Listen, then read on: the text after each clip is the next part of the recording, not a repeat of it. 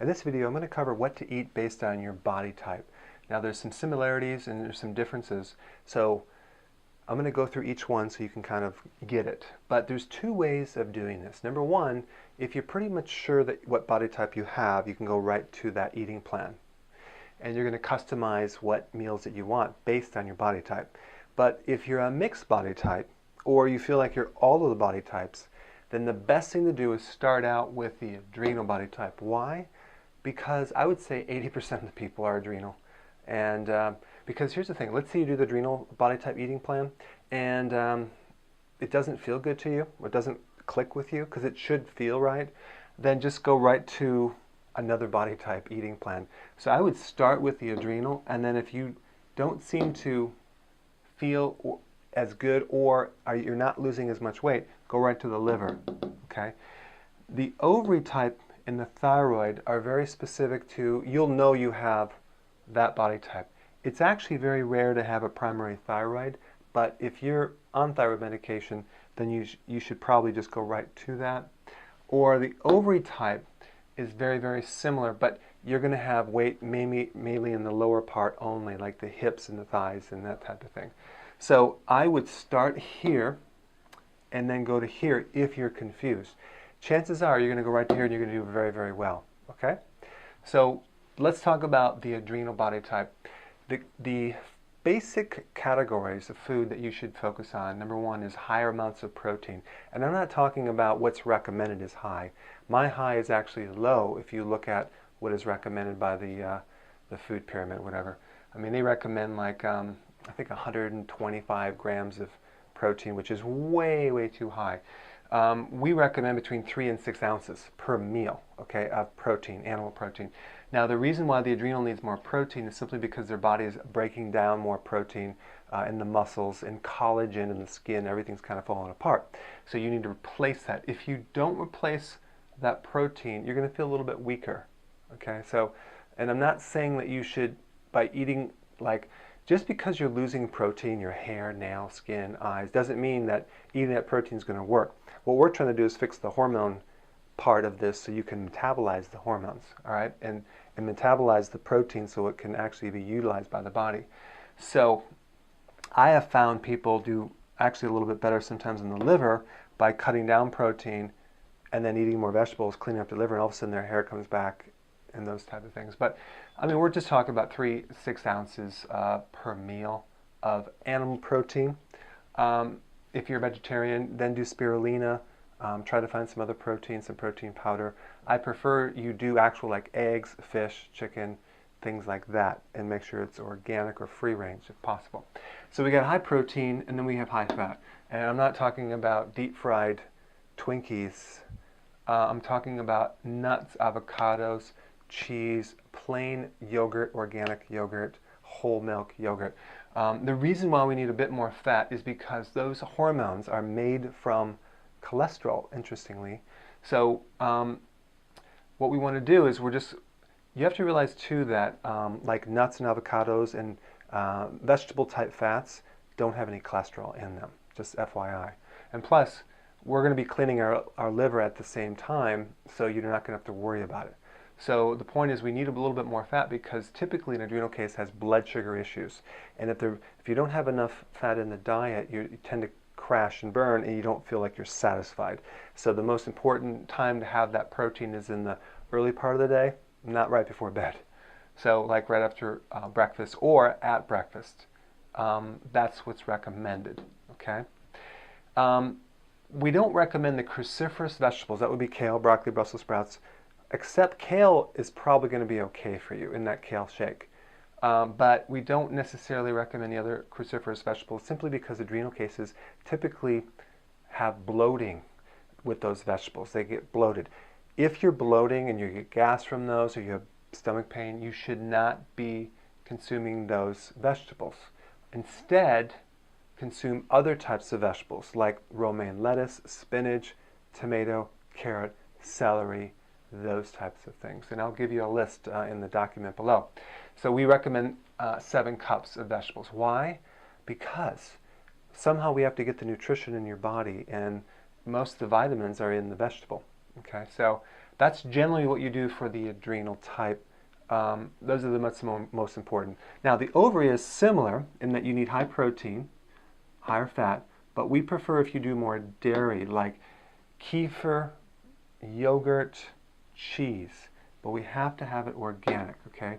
And you can get that at all sorts of stores, and it says no RBST.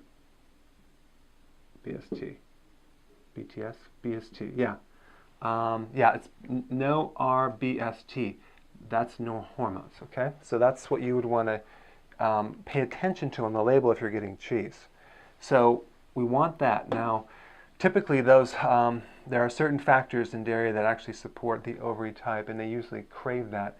So instead of ice cream, cream cheese, cheesecake, we're doing cheese, dairy, kefir, yogurt, things like that, all right? These types, the ovary type needs cruciferous. Why? Because cruciferous are anti-estrogenic. They have those properties that balance estrogen. It's very important to clean up that estrogen because ovary type is producing too much estrogen. So we want to clean it out. And the Cal Shake would be good, but don't be afraid to have broccoli, Brussels sprouts, cabbage, things like that as well. It's very cancer protecting as well. Now this type, no soy, but I don't recommend soy in general, but specifically this type, you should not be doing any soy. And it's interesting because you have soy protein isolates, you have the powders and the health bars and the protein bars and the health shakes, and all the different prepackaged food diets have the soy as their protein. Very bad, low quality, and you can actually create a tumor as a fibroid. All right, so ovary cases are estrogen dominant, so cruciferous will balance it out. So that's the ovary. Now we have the liver. Liver, lower protein, probably 3 ounces per meal. Why? Because the worse off the liver, the less you can digest protein.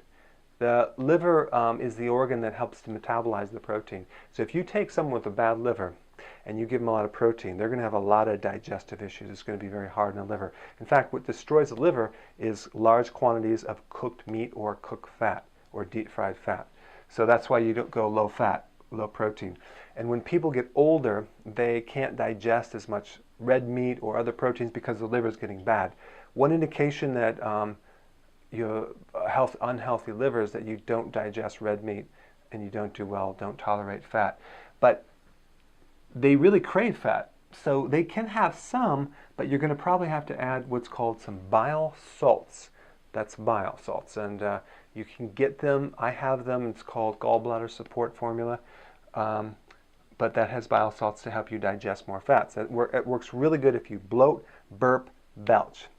And the thing about the liver is it has, you have problems on the right side because the liver's on the right side. So you would really, the more fat that you consume, the more you're going to have right shoulder pain or bloating or even headaches. Most headaches are liver or gallbladder problems. Now, cruciferous, very, very, very important to consume these vegetables because cruciferous not only have the most nutrition, but they have what's called phytonutrients. What the heck is phytonutrients? Those are the plant-based chemicals that have unique properties that fight against many other diseases like cancer, like macular degeneration, like prostate problems, like breast cancer, like all sorts of other diseases. So the drug companies actually have done massive research to try to isolate those chemicals within the food that we eat, and then they can patent those things. But for example, kale has over 600 carotenoids.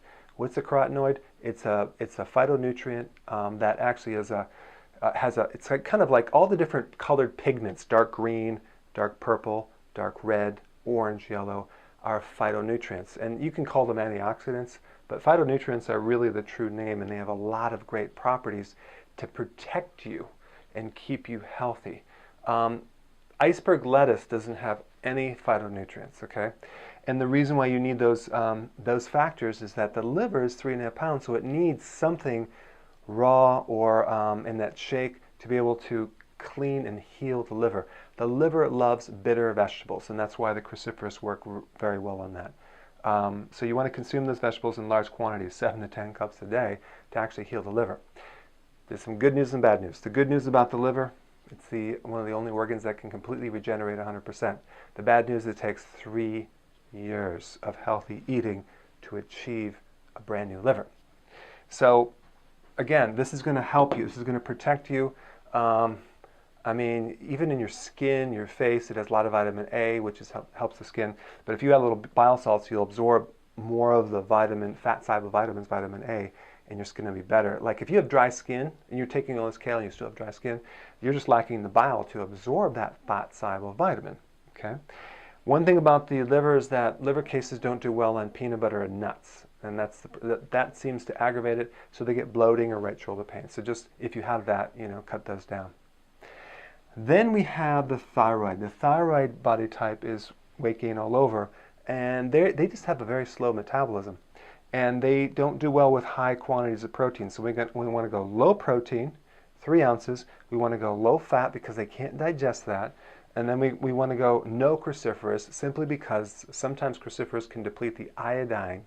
Now you can do cruciferous as long as you add iodine or sea kelp in the diet. So you can add some sea kelp, that's seaweed, and like maybe put in your salad or something, and then you can consume the cruciferous, because cruciferous does deplete iodine. Okay, so those are the things with thyroid. One thing I want to bring up right here, if these are general rules of thumb, it's not written in stone, and you want to think with information. You might modify this by having a little bit of this, and depending on how you feel. For example, let's say you do one of these diets and you start getting bloating. There's 2 reasons for bloating. Number 1, you have a gallbladder problem and you need bile salts, okay, if you have burping, belching, bloating. Or it could be those nuts that you're consuming, or peanut butter. Then you need more bile salts, or cut down the nuts and seeds because the fat's not being digested. Or it could be the cruciferous vegetables. Why? Because many people, especially people with digestive problems and adrenal issues, cannot digest those heavy fibers from the broccoli, and they have stomach pain and bloating. If you have that, you have to cut those out right now. It's really a lack of a certain enzyme, which means it's lacking a certain bacteria that you don't have in your gut because the adrenal has destroyed it. So you can slowly build it up, but for right now, just avoid it. Now, if you get tired on any one of these programs, you need more protein, so start increasing the protein. Some people need more than others. You can't put everyone on the same diet. So just keep increasing it until your fatigue goes away. I know in my book in chapter 10, I am making some tweaks, because if you're in adrenal case and you go on that eating plan, it says don't eat any protein, but you're going to get a little bit tired if you have an adrenal case. Now, if you have cravings for sweets, all that means is you didn't consume enough quantity of vegetable. So really put attention on at least 7 to 10 cups of vegetables. It's not hard to do if you do a kale shake and a couple salads. But it's the most important thing, because that's how we're going to heal your body. But if you're low on potassium because you're not having the quantity of vegetable, you're going to keep craving carbs. Your carb craving should go away within a couple days by consuming enough greens. And then lastly, the right shoulder pain. That is the liver issue. That means that you're consuming too many nuts or peanut butter or something like that.